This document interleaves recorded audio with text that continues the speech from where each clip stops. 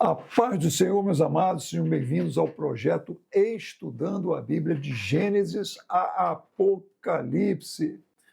Hoje nós vamos estudar o segundo livro de Reis, capítulo 12. Amém? Sempre na parceria com Sérgio Medeiros, foto e vídeo. Não deixe de se inscrever no nosso canal, de dar aquele like e também de apertar o sininho das notificações.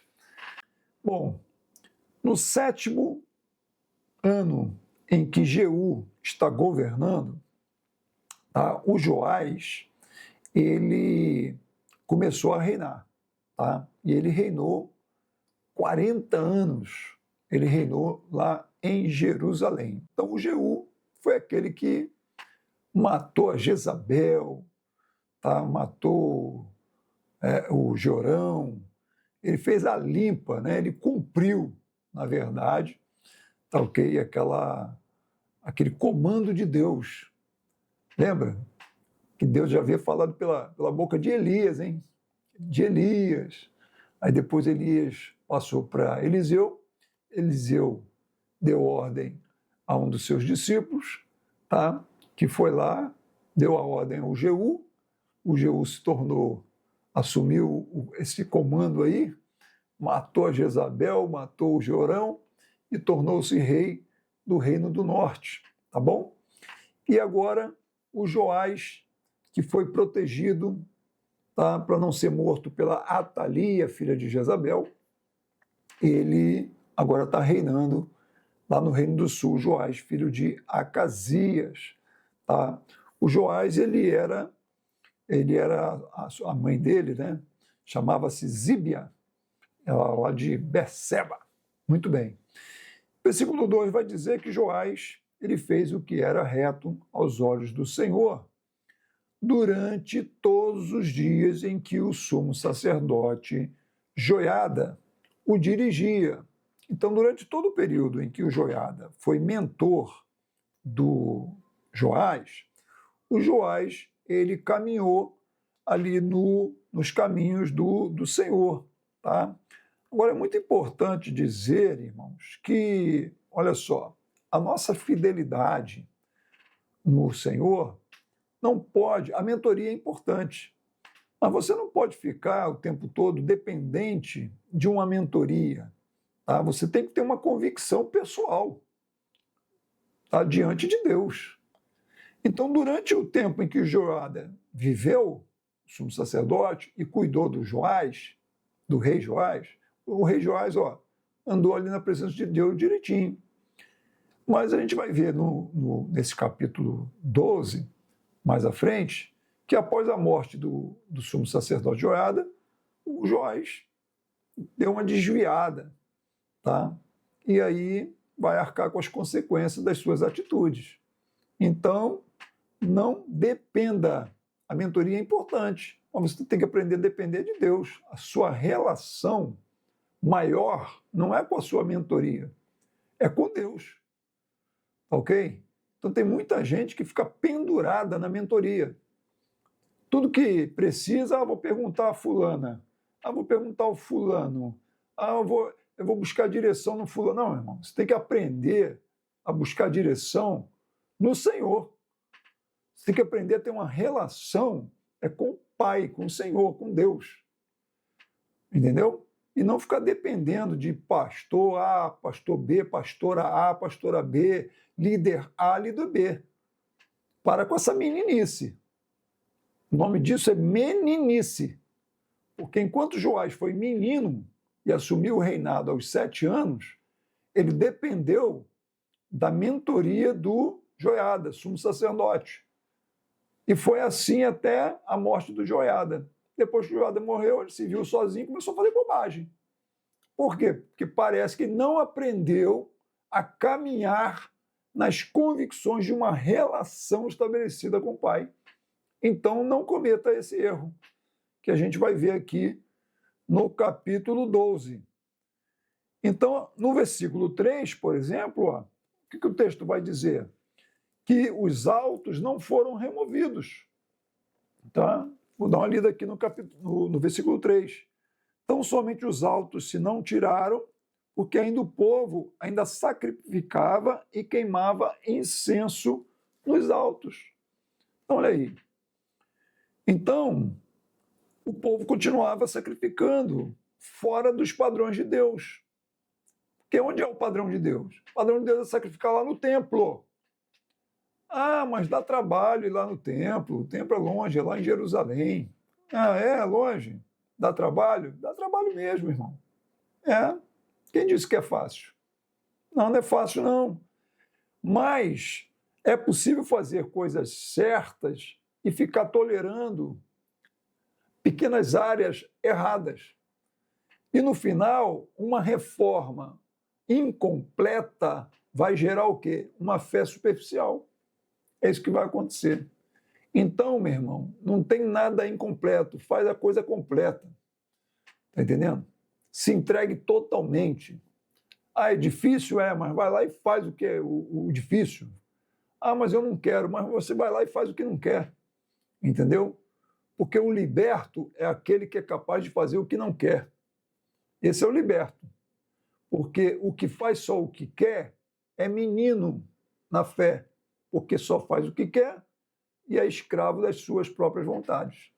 Tá certo? Então, infelizmente, o Joás, ele está cometendo aqui esse erro, e esse erro vai lhe custar muito, e a gente vai observar aqui no final desse capítulo, tá? Mas no versículo 4, enquanto o Joás está debaixo ali da mentoria do sumo sacerdote Joiada, ele está caminhando bem. E uma das atitudes que ele vai tomar é que ele vai convocar ali os sacerdotes para uma restauração no templo, que o templo estava meio abandonadinho, né? Estava meio largado e ficou bem caidinho. Então ele começa a fazer uma obra de restauração, de reforma no templo. O templo físico, né? Uma construção, uma reforma. E aí ele convoca, tá certo, os sacerdotes, para que eles comecem a coletar ofertas. Os sacerdotes começam a coletar essas ofertas, começa a obra, mas a obra, irmãos, começa a ser feita de uma forma bem tímida, bem negligente. O tempo vai passando, tá entendendo? E a obra vai aquela obra amarrada que não anda, não sai, entendeu? E aí a coisa vai enfim, passam-se 23 anos. Quanto? 23 anos. E o templo ainda não estava reformado. Ah, como assim? É isso mesmo. Estou falando que o negócio está sendo feito assim, arrastado, de forma negligente. Aí o Joás, né, parece que também demorou a se despertar, né? 23 anos, pelo amor de Deus. Resolve exigir compromisso dos sacerdotes, tá, para a obra andar com mais rapidez. Vamos acabar essa obra aí. 23 anos essa obra não acaba? Que história é essa? Não, vamos lá. Vamos avançar aí. E ele confronta aos sacerdotes, no versículo 7, para que haja mais firmeza, mais entrega, mais determinação, né? Para que a meta seja alcançada. A reforma do templo é importante. Tá ok? Então, ele começa a fazer isso. E os sacerdotes, versículo 8, reconhecem que há uma falha. Aparentemente, eles aceitam ali a correção e começam, né, com uma certa humildade, reconhecendo os seus erros, e começa uma movimentação. Tá? Começa uma movimentação.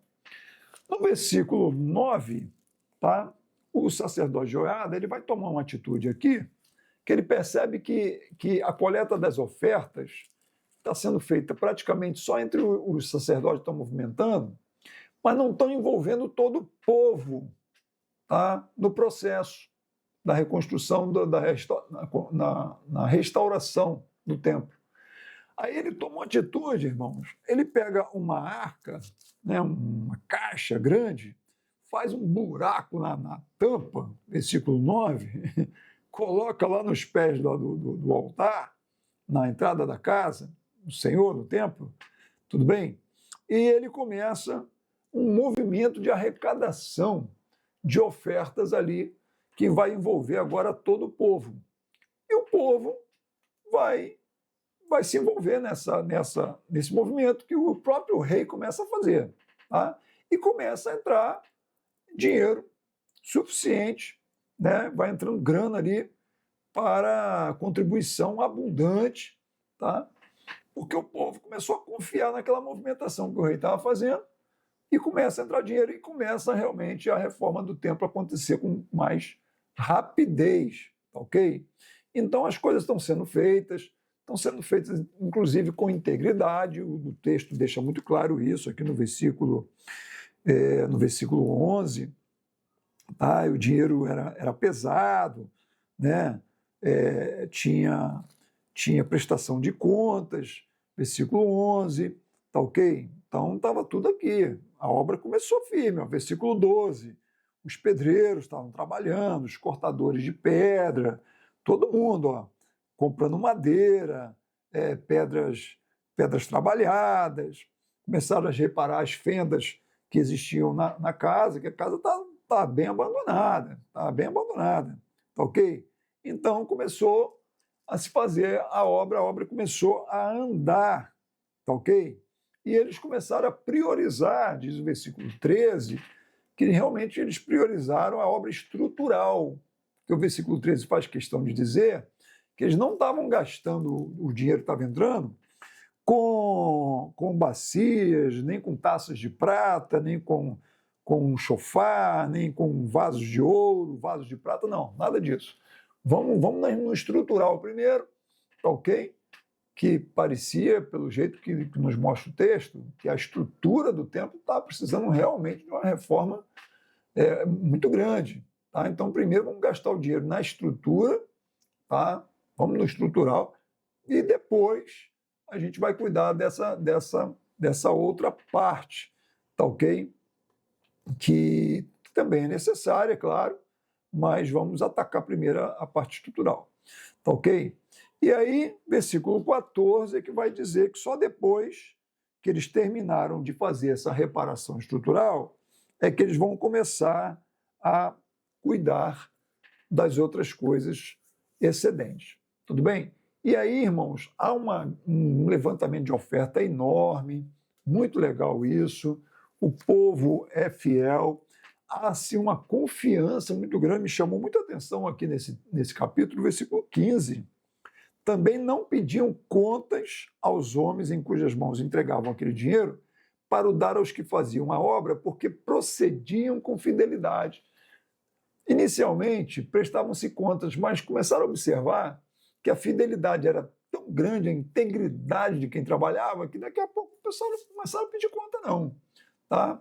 Bom, eu não estou pregando isso, eu acho que tem que prestar conta sim, sempre, entendeu? Porque a gente está vivendo, nos dias de hoje, principalmente, né, numa sociedade, tá, em que a transparência, tá, ela é fundamental.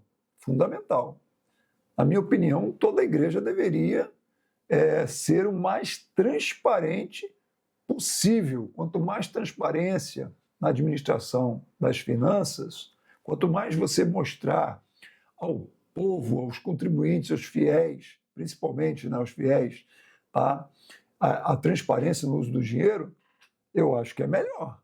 Pelo menos nós podemos dizer, por experiência própria, tá, que na igreja que nós pastoreamos, tá, é assim, há uma transparência no uso do dinheiro, na administração das finanças, que nos deixa bastante felizes.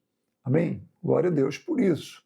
Tá? Inclusive, eu quero aqui anexar uma informação que poucas pessoas sabem, mas se você é membro da igreja, você tem todo o direito de ter acesso ao livro caixa da igreja.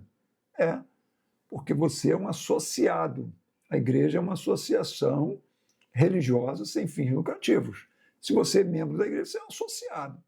Se você é um associado, você tem direito a ter acesso ao livro caixa, a movimentação financeira da instituição da qual você é membro. Tá? Então, muitos membros não sabem disso, e é por conta disso que alguns pastores, que eu vou botar aqui entre aspas, tá ok? alugam prédios de igreja, depois que a igreja às vezes fecha, por alguns motivos que a gente nem entende, né, por que uma igreja fecha. Acho que é uma coisa que nunca deveria acontecer, uma igreja fechar. Né? Mas uma igreja fecha, aí vai lá o pastor e se acha no direito de usurpar aquele patrimônio, tá? A menos que o patrimônio seja dele. Quando a igreja começou, tá? O patrimônio já era dele antes. Aí tudo bem. Então, o patrimônio é dele e ele cedeu o patrimônio para a reunião. Agora, se o patrimônio foi comprado com dinheiro de dízimos e ofertas, tá? Então ele não tem direito de alugar esse patrimônio, não. Ele não tem direito de vender esse patrimônio e embolsar o dinheiro, não. Não tem. Esse patrimônio pertence aos membros da igreja, pertence à igreja. Ok? Então a igreja, em sua assembleia, vai decidir o que vai fazer com esse patrimônio. Tá certo? Então muitos membros não sabem disso e deixam esses usurpadores, tá? Esses pastores, entre aspas, sem escrúpulos, tá? Usufruírem de um patrimônio que não pertence a eles. Tá certo? Então muita gente usa o termo a igreja é do pastor. Não, a igreja não é do pastor de ninguém, pastor nenhum. O pastor não é dono de igreja nenhuma. Tá ok? Porque a igreja, na sua maioria, em geral, né, salvo exceções, a igreja ela é construída, o patrimônio, os bens são adquiridos por meio de dízimos, ofertas, tá, principalmente dos seus membros. Tá ok? Na maioria das vezes, né, salvo exceções. Tudo bem, irmãos? Dito isso, voltamos aqui para o texto, porque o texto está dizendo aqui que a fidelidade e a integridade era tão grande que já não se prestavam tantas contas como antes. Mas, na minha opinião, nos dias de hoje, principalmente nos dias de hoje, tem que se prestar contas, sim. Tem que ter relatório financeiro, sim. Tem que ter contabilidade, sim. Tá ok? E o povo de Deus tem que saber o que entra e o que sai na movimentação da igreja, né? Sim. Glória a Deus, amados. Então, vamos lá. Versículo 16. No versículo 16, está dizendo o seguinte: tinha um outro tipo de dinheiro que entrava no templo, que esse dinheiro não era aplicado na obra. Era um dinheiro que era arrecadado de sacrifícios, que diz o texto, de pecados, tá? Sacrifício de delitos, de culpa. Então, esse dinheiro não era dinheiro aplicado na obra, porque você tinha a oferta voluntária, tá? Que foi aquele movimento que o rei Joás fez, tá? O sumo sacerdote, junto com o sumo sacerdote, e tinha aquela que era dos sacrifícios, pelo pecado, pela culpa, etc. Não, esse daí não. Esse daí, os sacrifícios eram apresentados ao Senhor para remoção de culpa, tá? Para alcance do perdão e redenção, expiação de pecado, e parte era para o sustento dos sacerdotes e também dos levitas, tá ok? Então, esse dinheiro não era aplicado junto com o dinheiro que estava sendo arrecadado ali, tá ok? Então, o comentário que nós temos aqui no versículo 16. E aí, irmãos, vai acontecer algo aqui que vai ser a derrapada do rei Joás. O Joás cresceu, já não é mais aquele menino de 7 anos de idade, agora já é um adulto. E aí o Azael, eita Azael, esse Azael, meu irmão, ele é uma pedra no sapato dos reis, né, de Israel, de Judá. Interessante que foi Deus que deu ordem ao profeta Elias para ungir Azael, o rei da Síria, tá? Parece que esse Azael é a prova que Deus levantou para ficar provando ali o seu povo, entendeu? Então, toda vez que o povo se desviava, Deus levantava um Azael para poder provar, punir, entendeu? Para que o povo de Deus voltasse ali à presença dele. E o rei Hazael se levantou e começou a atacar o rei de Judá, o reino de Judá, tá? E aí, irmãos, infelizmente, mesmo em tempos de prosperidade espiritual, o inimigo continua ativo e sempre há de continuar. Isso aí não adianta, irmãos. No mundo tereis aflições, você sabe disso, né? E no versículo 18, irmãos, vai acontecer uma coisa aqui, que o Joás, ele vai entregar, ai meu Deus, porque agora o sumo sacerdote Joiada morreu, já não está mais ali para ser o seu mentor, tá? Então agora ele vai entregar todo o tesouro do templo para evitar uma guerra, um confronto com Hazael, o rei da Síria. E aí, como resultado dessa infidelidade do rei Joás e do povo, o Senhor vai permitir que Judá fosse invadida pelo exército sírio, liderado por esse Hazael, tá? Interessante que o exército sírio nem era tão grande assim na época, mas ele conseguiu causar uma destruição muito grande. E para cessar essa invasão, o Joás foi lá, saqueou o seu próprio palácio, saqueou os bens do templo e entregou tudo para o Hazael, irmãos, para que ele se retirasse do seu reino, né? Do reino de Judá. Legal, né? Então você quer evitar a guerra entregando tudo para o inimigo. É assim? Ah, tá, então tá bom. Então é isso que muitas pessoas estão fazendo. Quando falta confiança em Deus, você sacrifica princípios, você sacrifica valores para manter o conforto, porque você não quer guerra, né? Então, se você caminhar assim, meu irmão, você vai arrumar problemas, tá ok? E aí o versículo 19 vai dizer que os demais atos de Joás vão ser registrados, mas o seu declínio espiritual fica muito evidente depois da morte do sumo sacerdote Joiada, o rei de Judá. Ele passa a ouvir conselhos, né, que vão começar a desviá-lo, inclusive para a idolatria. O povo começa a praticar adoração a deuses estrangeiros. A ira de Deus começa a se acender contra o reino de Judá. Isso está registrado lá em 2 Crônicas, no capítulo 24, versículos de 15 a 18. Ok? Deus levanta profetas para advertir Joás. Olha só, não faltou advertência, tá? O filho do Joiada, irmãos, o profeta, o Zacarias, filho de Joiada, tá? Foi lá e confrontou o rei Joás para que ele voltasse para a presença de Deus.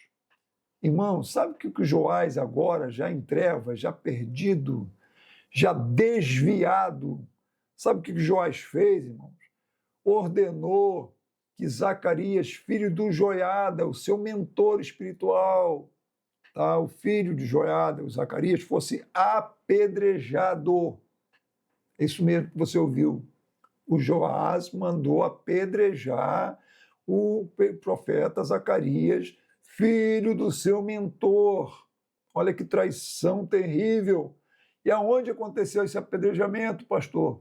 Aconteceu no pátio do templo.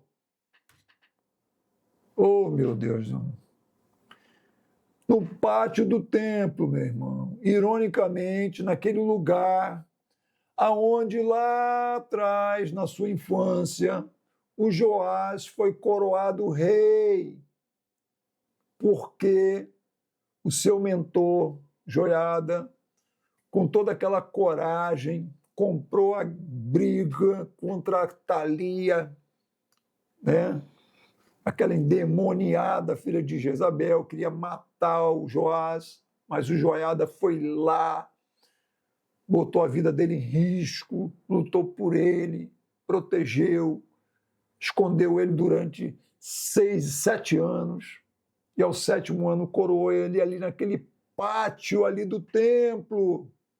e agora esse Joás está apedrejando o filho do seu mentor, que é um profeta que está confrontando ele porque ele está saindo da presença de Deus. Entendeu, irmãos? É isso que está acontecendo aqui. E aí, irmãos, o Zacarias, que deveria ser como um irmão para o Joás, Joás tinha que ter Zacarias como um irmão, tá certo? Não. O Joás vira as costas para ele, revelando a dureza do seu coração, deixando claro a sua apostasia, tá? Porque o medo, por isso que eu estou te falando, para de meninice, de ficar pendurado em mentoria, e vai ter uma relação pessoal com Deus. Em nome de Jesus eu te falo isso.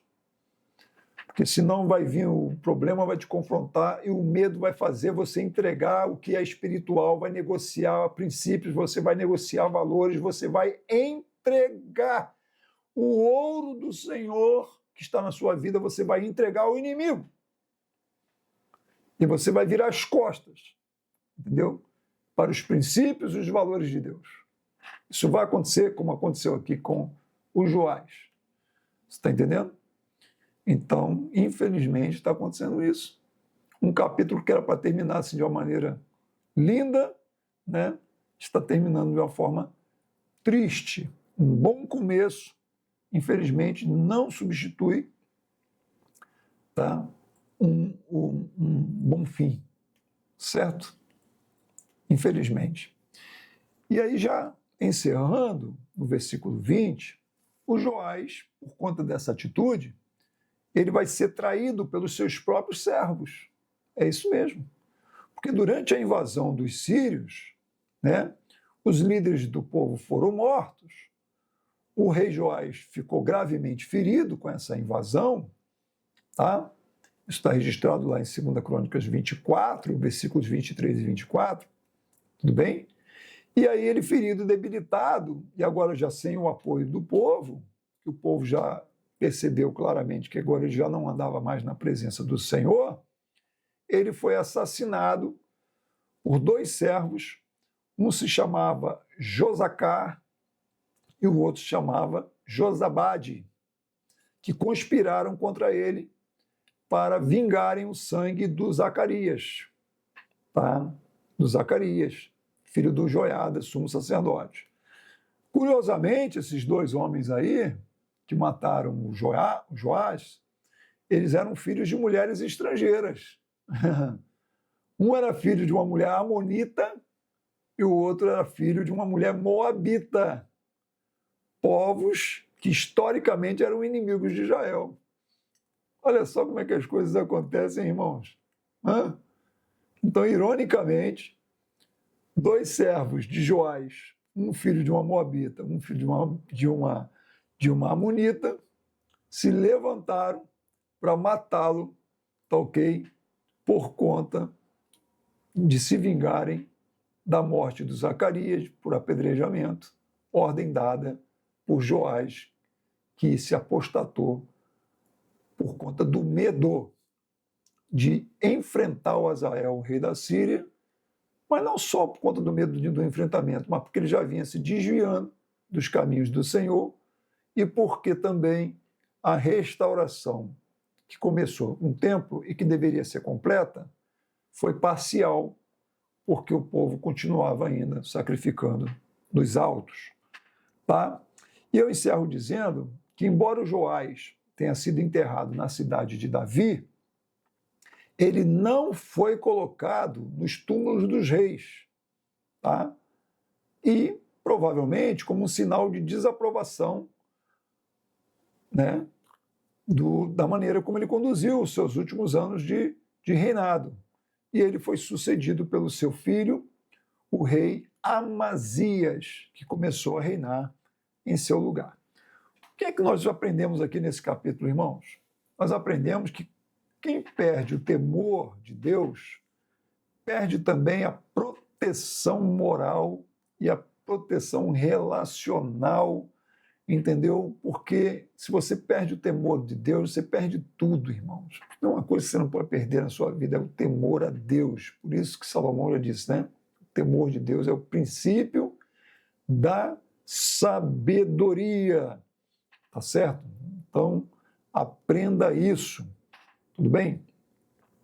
Bons líderes precisam de mentoria? Sim, aprendemos nesse capítulo, mas precisam ter convicção própria, fruto de uma relação com Deus. Aprendemos que transparência honra ao Senhor, a transparência financeira, a transparência em todas as coisas. Aprendemos que reforma espiritual parcial gera decadência, né, futura. Nós aprendemos isso aqui também. Tá? Nunca faça uma reforma espiritual na sua vida parcial. Não, remova tudo. Tudo que não presta, você remova. Tá? Não deixe nada que não preste. Glória a Deus, amados. Em nome de Jesus. Que não adianta entusiasmo.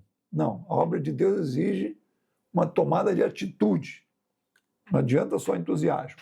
E que começar bem é importante, mas terminar bem é essencial. Glória a Deus, amados. E assim nós encerramos o estudo de mais um capítulo, segundo livro dos Reis, capítulo 12. Que Deus te abençoe, que o Senhor seja contigo, e nós nos encontramos aqui na próxima quinta-feira. E eu conto com o seu like. Deus te abençoe.